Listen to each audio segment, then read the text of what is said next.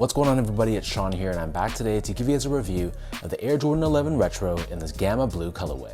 December is here, meaning Christmas is right around the corner, which means it's time for Jordan Brand to release their annual Air Jordan 11 Retro.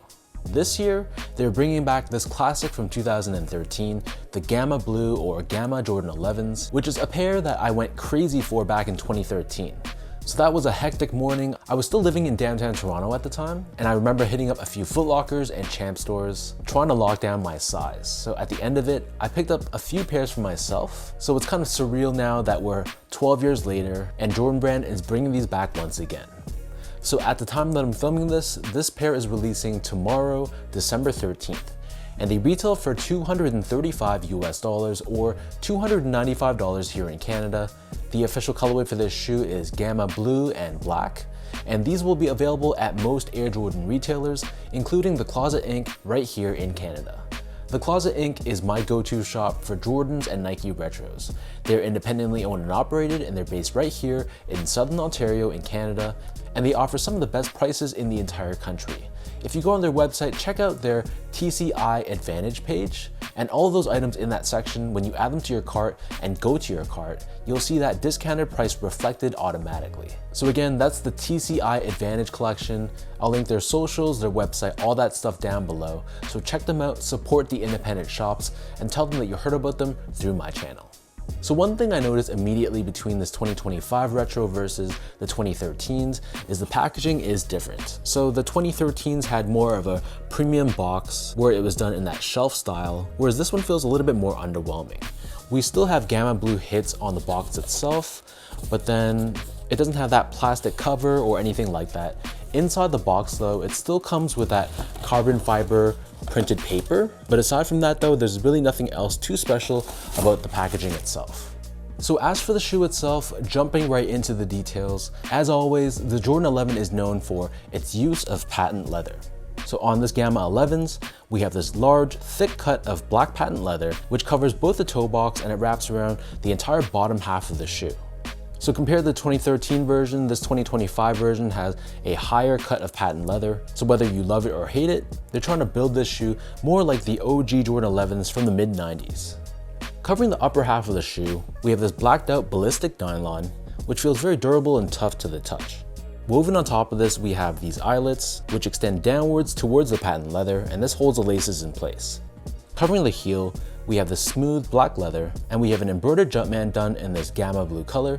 And you'll notice that the direction of the Jumpman both face forward towards the toe, unlike the 2013 version, where the Jumpman on the left foot was done in the correct way, facing towards the heel.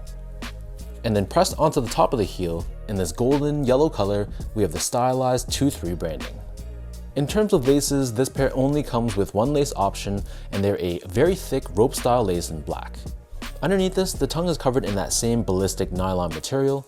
We have this tag cutting across the middle with Jumpman Jordan branding done in a mix of yellow and Gamma Blue. And you'll see how the top of the tongue is left plain like any other Jordan 11. On the back of the tongue, we have this iconic tag with the words "Quality Basketball Products inspired by the greatest player ever." And then the back of the tongue and the interior of the shoe, this is covered in a ribbed black colored liner. For the insoles, these actually come with a polyurethane lined foam insole. It's finished in black on the top, and we have the Jumpman branding on the heel. So the upper of this Jordan 11 sits atop this blacked out Phylon foam midsole, and encapsulated within the midsole, we have a full-length Nike Air unit. As for the outsole, so this stays true to the original. We have this smoky grayish blue colored translucent outsole, along with these Gamma Blue rubber pods on both the heel and the forefoot, and it features a herringbone style traction pattern on it. And in between the outsole and the Phylon, we have a carbon fiber shank plate as well. This is also blacked out, and this is there in place to help with torsional rigidity and midfoot support. So that breaks down the look and the construction of these 11s. And for those wondering about how these fit, to me these fit like most Air Jordan 11s in my collection, so I personally go true to size. I'm a true size 10, slightly on the wider side, and I wear a size 10 in my Jordan 11s. That's what I got for this pair, and it fits me very well. Not too tight, not too loose. If you have like a really wide foot, you may want to consider going up half a size, but basically whatever size you normally wear for Jordan 11s, go with that same size for this shoe, which for most people should be true to size.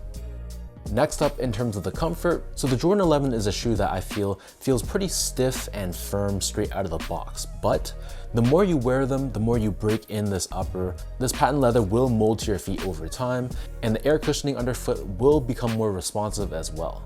So if you're gonna only wear this like once or twice a year, then I don't feel like you're really gonna realize the comfort of the Jordan 11. It does take time, it does take patience. But in my experience, some of the pairs of Jordan 11s that I've worn a lot more, they definitely feel softer and more comfortable with time and with wear.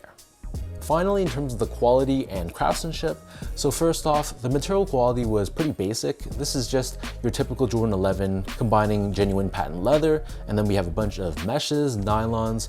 There is some genuine leather on the heel, but nothing that really overly wowed me. Still, it wasn't bad at the end of the day, and I thought the build was pretty solid as well. My pair was consistent between my left and right feet, no real issues with stitching or glue stains, so all in all, this is a pretty solid retro of the Gammas.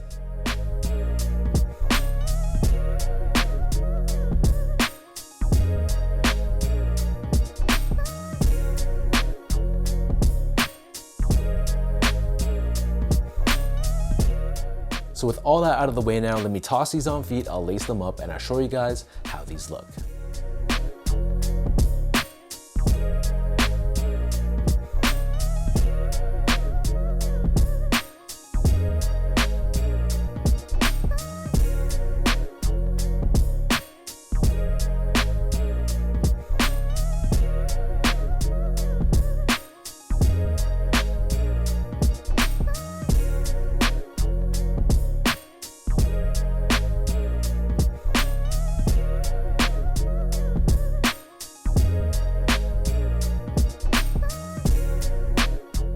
I know Jordan 11s aren't hitting like they once used to, which means I'm not going to be surprised if once these release, they don't sell out immediately, which is honestly a great thing for Jordan 11 fans out there. I hate having to jump through hoops, having to pay resale for shoes that I want. So in today's climate where people are a lot more picky about Jordans, maybe because they're transitioning to some other brands, or just because the style of a Jordan 11 like this, it's not really that popular from a fashion standpoint anymore. But again, for those Jordan 11 purists out there, those ride or die, forever fans of the silhouette, this is a great time to be collecting this because I don't think these are gonna be that impossible to grab when they drop on the 13th.